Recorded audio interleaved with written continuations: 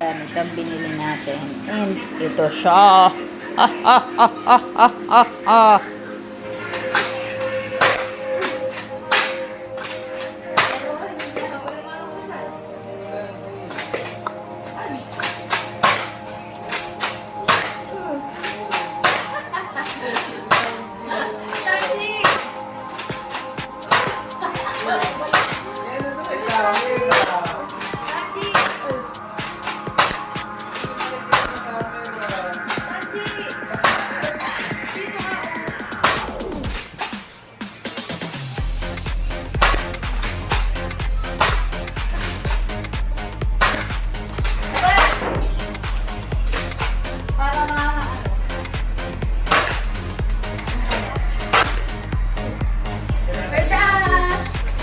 Ganda.